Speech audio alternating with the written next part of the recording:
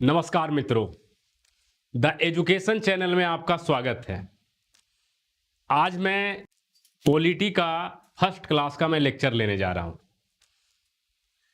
जिसका नाम है संविधान और राज व्यवस्था। इस शब्द से आप लोग भली भांति परिचय होंगे।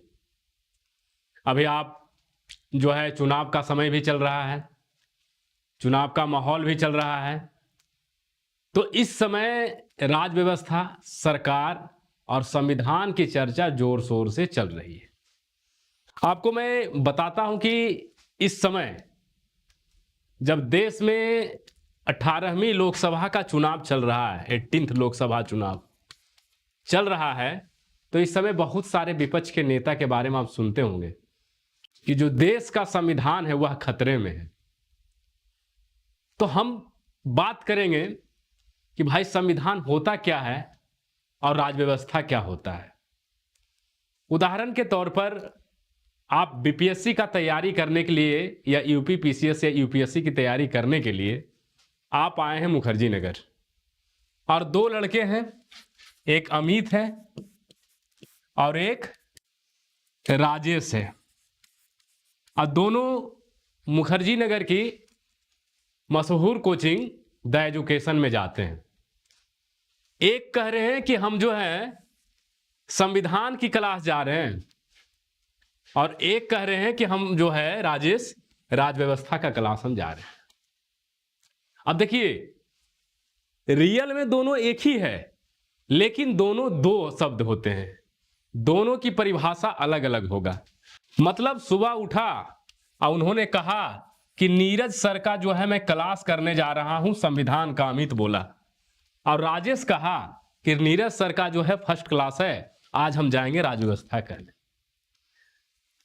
तो हम समझेंगे कि संविधान क्या है और राज व्यवस्था क्या है। तो जरा एक एक चीज को हम वर्णन करेंगे। मतलब अमित जो है सिद्धांत की चर्चा कर रहा है शासन चलाने के लिए, और राजेश जो है व्यवहार की बात कर रहा है शासन संचालन के लिए। इन सभी से चीजों से संबंधित हम देखेंगे।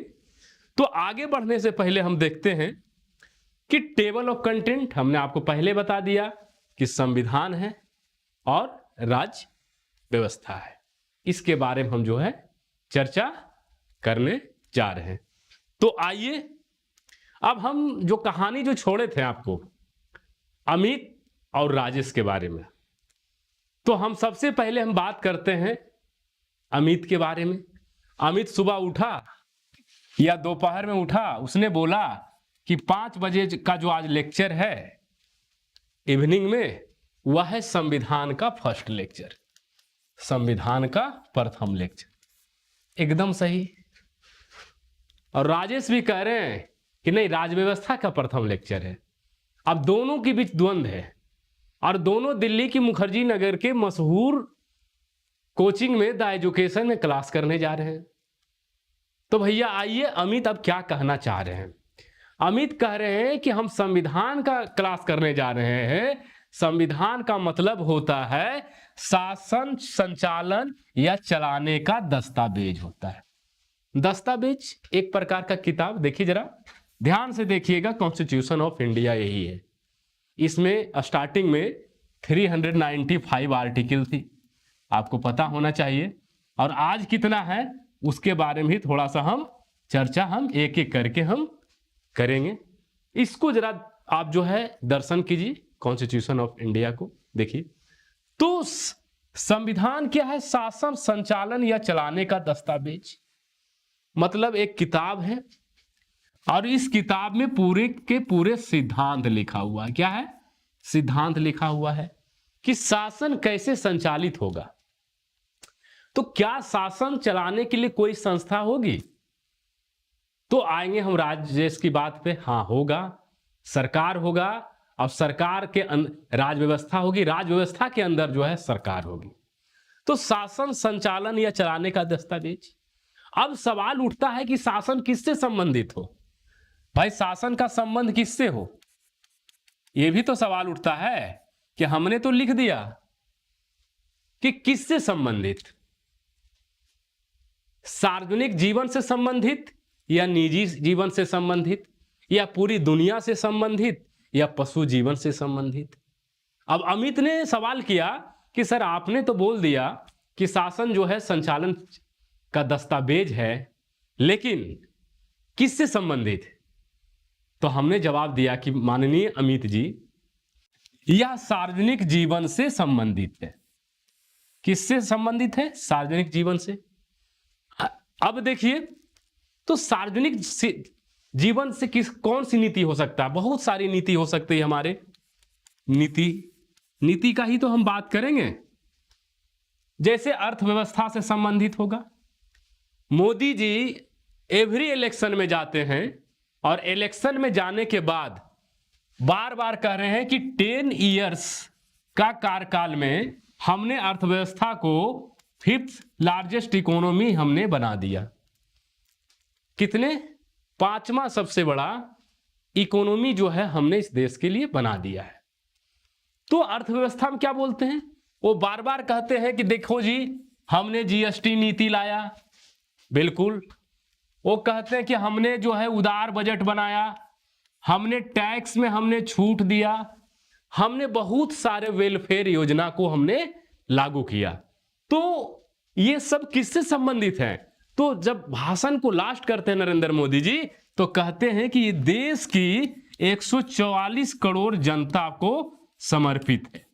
तो यही आर्थिक नीति तो बात करते हैं।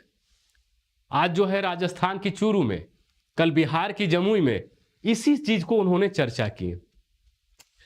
अब देखिए, ये तो मैंने उदाहरण दिया अर्थव्यवस्था से। अब नरेंद्र मोदी जी कह रहे हैं कि देश की शिक्षा व्यवस्था में हमें आमूलचूल परिवर्तन करना है। तो हमारी देश की शिक्षा नीति कैसी हो? तो वो बात कर रहे हैं कि घरेलू भाषा से संबंधित हो, घरेलू भाषा में बात हो या मातृभाषा में। तो आपको याद होना चाहिए कि न्यू एजुकेशन पॉलिसी 2020 इन्होंने लागू किए। कौन सा लागू किए? न्यू एजुकेशन पॉलिसी 2020 जब उन्होंने लागू किए तो उस समय क्या हुआ कि ये ट्राई लैंग्वेज पॉलिसी के रूप में देश के अंदर आया, जो अभी भी लागू है। उसी प्रकार से हम राजनीति की बात करेंगे सार्वजनिक जीवन में। तो राजनीति में अभी सबसे बेस्ट एग्जांपल है, हमने आपको अभी तुरंत हम बताएं कि 18वीं लोकसभा का चुनाव चल रहा है। तो भाई अब राजनीति है तो प्रधानमंत्री बनने के लिए भी कुछ क्राइटेरिया होगा। तो राजनीति में हम देखेंगे कि देश का पीएम कैसा हो। अब दो सवाल है, एक तरफ मोदी जी हैं, एनडीए है, एक तरफ राहुल गांधी लीड इंडी गठबंधन है। आप देख सकते हैं यहां पर राजनीति में चुनाव का समय है, इसको अच्छे तरीके से समझ सकते हैं। उसी प्रकार से प्रशासन की हम बात करते हैं कि आप देखे होंगे कि जब मोदी जी कुछ दिन पहले चर्चा कर रहे थे तो बोल रहे थे कि भैया जो भी डीएम है या नौकरशाह है, आप पूरी तरीके से आप जो है तैयार रहे, हम आपसे प्रशासकीय कार्य बहुत बड़े स्तर पर लेने जा रहे हैं। तो किसका बात कर रहे हैं? आप बात कर रहे हैं जो डीएम हो, बीडीओ हो, सीईओ हो, उनका हम बात कर रहे हैं बड़े स्तर पर। ठीक उसी प्रकार से सार्वजनिक जीवन से संबंधित विदेश नीति है। अब विदेश नीति कैसा हो भारत का, आप लोग को पता होना चाहिए कि उदाहरण के तौर पर आप लीजिए कि विदेश नीति 2014 के पहले मोदी जी कहते हैं कि भारत कमजोर था, लेकिन याद कीजिए फरवरी 2022 में जब रसिया और यूक्रेन वार हुआ तो भारत ने एक न्यूट्रल पॉलिसी अपनाया और इस पॉलिसी को जब उन्होंने अपनाया, उन्होंने सीधा बोले कि बुद्धम शरणम गच्छामि। याद कीजिए लास्ट ईयर संघाई कोऑपरेशन का समिट चल रहा था और मोदी जी अपनी विदेश नीति को वर्णन करते हुए पुतिन को डायरेक्ट ऑन द स्पॉट कहते हैं, महोदय पुतिन, यह समय युद्ध का नहीं है, शांति का है। चीजों को समझिए। मतलब मोदी जी जो विदेश नीति कह रहे हैं वह कहीं ना कहीं अपने हिसाब से तय कर रहे हैं, और यहां तक तो ये भी कह रहे हैं कि अब का जो विदेश नीति है चंद्रगुप्त मौर्य की विदेश नीति है, जो बाहर में भी जाकर हम पॉलिसी को इंप्लीमेंट करवाएंगे। तो सार्वजनिक जीवन हमने क्या बोले, तो सार्वजनिक जीवन क्या है, सिद्धांत हमने बता दिया। शांति का काल आप देखेंगे विदेश नीति आर्टिकल 51 में चर्चा है डीपीएसपी में। तो संविधान क्या है, शासन संचालन का एक दस्तावेज है, एक प्रकार का यह बुक है। इसमें सारा सिद्धांत लिखा हुआ है किसके बारे में, शासन चलाने से संबंधित, कि देश का फंडामेंटल राइट कैसा हो, देश का जो है मूल अधिकार कैसा हो, डीपीएसपी जो है कैसा हो, उसके बारे में। आगे थोड़ा सा हम बढ़ते हैं और संविधान के कुछ चीजों के बारे में हम और चर्चा हम करते हैं। आइए क्या चर्चा करेंगे, थोड़ा सा उसके बारे में समझिए। देखिए संविधान से संबंधित बीपीएससी में क्वेश्चन हमेशा आता है। इस बार स्टेटमेंट वाला आया था कि संविधान क्या है, ऐसे क्वेश्चन था कि शक्ति का मानचित्र। लड़का लोग जो है कंफ्यूज कर गया, सर आया नहीं सर हमको समझ में, मैं क्या करूं सर, समझ रहे हैं। तो थोड़ा सा दो चार वर्ड को और हम डिफाइन करते हैं। संविधान सैद्धांतिक है, सैद्धांतिक परिभाषा है शासन चलाने का। क्या है, तो संविधान शक्ति का मानचित्र है भैया। मानचित्र हम सभी लोग जानते हैं कि मान लीजिए इंडिया का मैप है, शक्ति का मानचित्र है, यह शक्ति है, लिख दीजिए मानचित्र है किसका, शक्ति का मानचित्र है। कि प्रधानमंत्री की शक्ति क्या है, राष्ट्रपति का शक्ति क्या है, डीएम का शक्ति क्या है, एक एक करके इस पे है। राज्यों का शक्ति कितना है, पंचायती राज की शक्ति क्या है। मतलब एक जो है कोरा कागज पे मानचित्र के रूप में शक्तियों का वर्णन किया गया है, एकदम दिखाया गया है। जैसे भारत में इस समय भारत के मानचित्र देखेंगे तो दक्षिण में आपको तमिलनाडु, तो उत्तर में आपको कश्मीर मिलेगा, तो आपको जो है पूर्व में आपको अरुणाचल, तो आपको जो है पश्चिम में गुजरात, और बीच में आपको क्या मिलेगा, मध्य प्रदेश। तो एकदम मानचित्र के बारे में आपको उल्लेख किया गया है। लोकतांत्रिक स्तर पर शक्ति का सीमांकन किया गया है। कैसे सीमांकन किया गया है, कार्यपालिका न्यायपालिका के कार्यों में हस्तक्षेप नहीं करेगा, तो न्यायपालिका कार्यपालिका के शक्ति के क्षेत्र में हस्तक्षेप नहीं किया गया है। मतलब जो है यहां पर मान लीजिए कार्यपालिका है, यहां पर न्यायपालिका है, यहां पर विधायिका है, तो सबका जो है एक सीमा तय कर दी गई है। मतलब उसी प्रकार से आप देखेंगे तो गवर्नमेंट का भी सीमा तय है। यहां पर पंचायती राज है, यहां पर स्टेट गवर्नमेंट है, यहां पर सेंट्रल गवर्नमेंट है, तो सबका अपना अपना शक्ति का जो है तय कर दिया गया है कि न्यायपालिका सिर्फ न्यायिक कार्यों में ध्यान देगा, विधायिका सिर्फ कानून बनाने के लिए काम ध्यान देगा, कार्यपालिका कानून को लागू करने पे ध्यान देगा। ये नहीं कि हम जो है अथाह शक्तियों का जो है एंजॉय करेंगे और फ्रांस की राजा की तरह कार्यपालिका भी हम ही रहेंगे, न्यायपालिका भी हम ही रहेंगे और विधायिका भी हम ही रहेंगे। नहीं नहीं नहीं नहीं नहीं नहीं, नहीं। सीमांकन कर दिया गया, लिमिटेशन, कि बेटा ऐसा है तुम्हारा जो है 1 से 10 किलोमीटर का एरिया ए का है, 11 से 20 किलोमीटर का एरिया बी का है, और 21 से 30 किलोमीटर का एरिया सी है, लेकिन सबका एक जोन जो है परिभाषित कर दिया गया है। यहां तक क्लियर आप लोगों को। सरकार की विभिन्न अंग की शक्ति, हमने आपको बताया कि सरकार के विभिन्न अंग का शक्ति, कार्यपालिका का क्या शक्ति होगा, कार्यपालिका का कानून को लागू करना है, दिया है, विधायिका का काम है कानून बनाना है, और न्यायपालिका का काम है कानून को जांच एवं परिभाषित करना है। जांच एवं परिभाषित करना है, मतलब इसके बारे में दिया हुआ है। आपको याद है, अगला है कि केंद्र और राज्य की शक्तियों का सीमांकन करता है। देखिए आपको हमने बताया था कि इस समय आप जब पढ़ते होंगे तो पॉलिटी में जब आप पढ़ेंगे, जब आपको बताएंगे तो सीमांकन कैसे करता है? तो राज्य सूची का विषय आप पढ़े होंगे, केंद्र सूची का विषय आप पढ़े होंगे और समवर्ती सूची का विषय पढ़े होंगे। इसके बारे में वर्णन है। अब राज्य सूची का कौन सा कानून है? मान लिया जाए कि राज्य का है, क्या है राज्य सूची का विषय? आप समझिए, मान लीजिए कि कृषि है, स्वास्थ्य है, तो इस पर राज्य ही कानून बनाएगा, केंद्र किसी भी प्रकार का इंटरफेयर नहीं करेगा, हस्तक्षेप चीजों को नहीं करेगा। अब केंद्रीय सूची क्या है? तो विदेश नीति से संबंधित मामला, हमने आपको उसमें समझाया। क्या है? रक्षा से संबंधित मामला, मतलब केंद्र और राज्य की शक्तियों का सीमांकन पूरी तरीके से कर दिया गया है। यहां पर किसी को भी जो है अल्टीमेट पावर नहीं दिया गया है कि सबका सब जो है पावर एंजॉय करेगा, कि ओनली जो है सेंटर ही पावर एंजॉय करेगा। यहां पर दिया गया है कि स्टेट भी पावर एंजॉय करे और पंचायती राज भी जो है पावर को एंजॉय करे।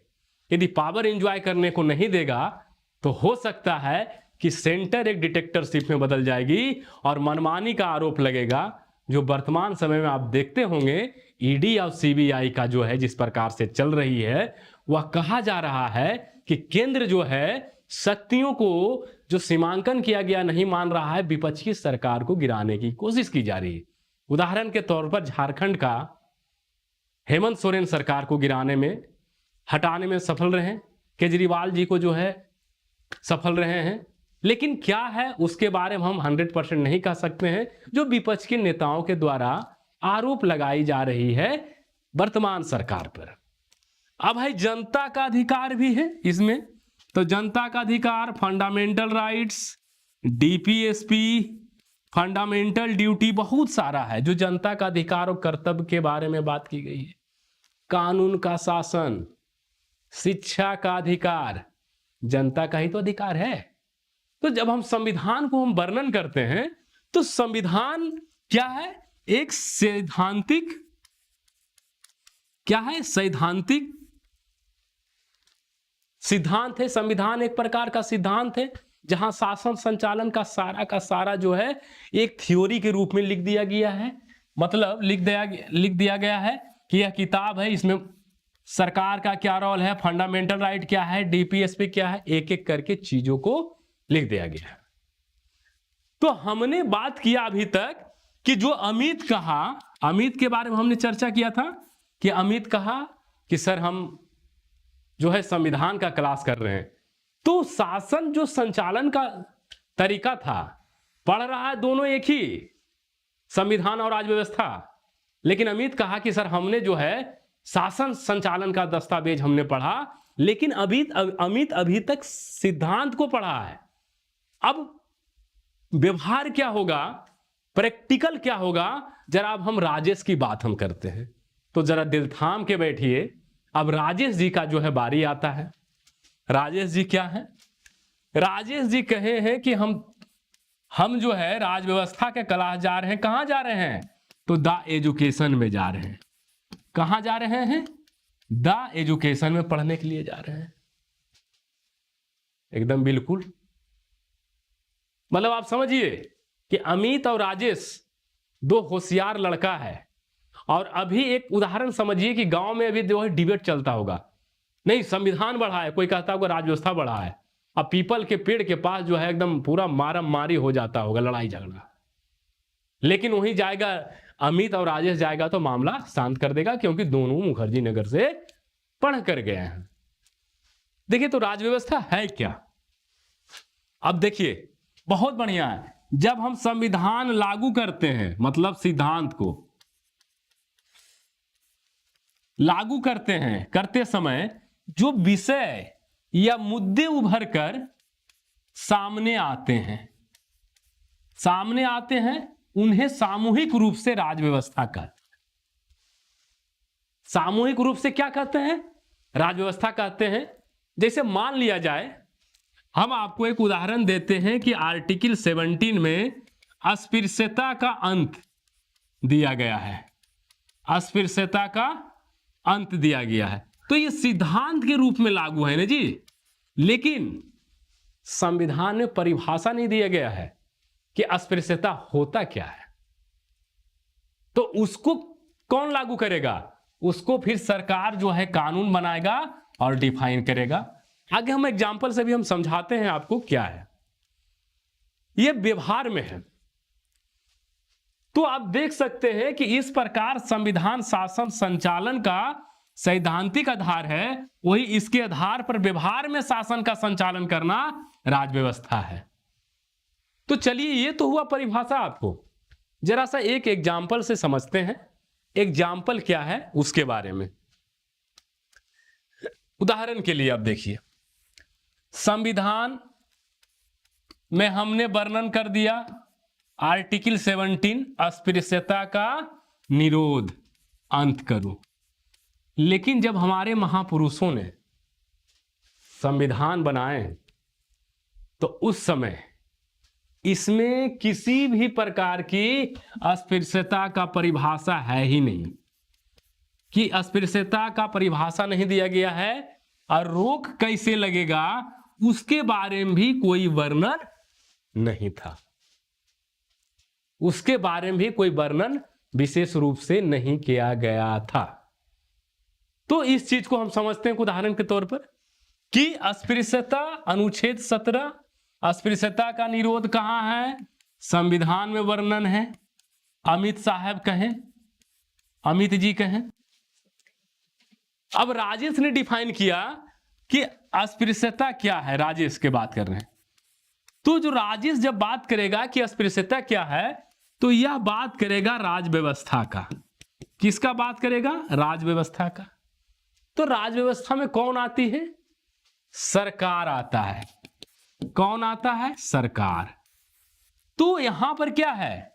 मुद्दा विषय उभर कर सामने आ रही थी चीजों को। तो सरकार ने क्या किया कि अस्पृश्यता क्या है, दंड कौन सा है, यह तय कौन करेगी? सरकार। सरकार में मतलब संसद। संसद में कौन सा? राष्ट्रपति, लोकसभा और राज्यसभा। जब सरकार को यह महसूस हुआ कि अरे महापुरुषों ने तो हमारा जो है अस्पृश्यता का बारे में पता चलेंगे, लेकिन उन्होंने दंड कौन सा होगा, परिभाषा क्या होगा, उसके बारे में तो उन्होंने बताया ही नहीं। तो फिर सरकार क्या करती है कि अस्पृश्यता निवारण अधिनियम 1955 लागू करता है। जब लागू करता है तो उस मुद्दा को जब हम सुलझा लेते हैं तो उसे ही हम राज व्यवस्था कहते हैं। तो इस प्रकार से व्यवहार में जब हम चीजों को डिफाइन करते हैं, व्यवहार में हम चीजों को जब लाते हैं तो उसे राज व्यवस्था कहते हैं शासन संचालन के लिए। और जब हम सिद्धांत को चीजों को वर्णन करते हैं शासन संचालन के लिए तो उसे हम संविधान कहते हैं। तो यहां पर हमने आपको बताया दो लड़का के एग्जाम्पल से लेके अमित और राजेश, जो आपस में रूममेट थे, लड़ते थे, लेकिन जब वो मेरे पास आए तो हमने अमित का भी कंफ्यूजन दूर कर दिया और हमने राजेश का भी कंफ्यूजन दूर कर दिए। जब ये गांव गए तो गांव वाले बोले कि रे भाई, लड़ने की जरूरत नहीं है, संविधान और राज व्यवस्था एक ही होता है, क्योंकि एक में जो है शासन करने से संबंधित पूरा कहानी लिखा हुआ है और एक जो है उस कहानी को धरातल पे लाता है और कानून बनाता है, उसे हम राज व्यवस्था कहते हैं। तो आशा करता हूं कि यह लेक्चर आपको जो है समझ में आया होगा। तब तक के लिए आपको जो है बहुत बहुत धन्यवाद। और आप चैनल पे नए हैं तो सब्सक्राइब करें, लाइक करें, कमेंट करें, शेयर करें और दोस्तों को जल्द से जल्द बुलाएं। और हम लोग जो है बीपीएससी का जो है कोर्स लॉन्च कर रहे हैं 17 अप्रैल को। 17 अप्रैल से हम लॉन्च कर रहे हैं। ऑनलाइन फी हम मात्र रखे हैं 999 रुपया, ज्यादा हमने नहीं रखा है, 999 रुपया हमने रखा है। तो आइए हमसे जुड़िए। द एजुकेशन प्लेटफॉर्म पे आपको एक से एक बढ़कर जो है फैकल्टी मिलेंगे। वह फैकल्टी आपको जो है आपको मार्गदर्शन के रूप में काम करेंगे और सिद्धांत के रूप में आपको चीजों को पढ़ाएंगे और आपको जो है एक दक्ष ऑफिसर बनाने में आपको बहुत बहुत मदद करेंगे। तब तक के लिए बहुत बहुत धन्यवाद। हम फिर से अगले लेक्चर में मिलते हैं। जय हिंद।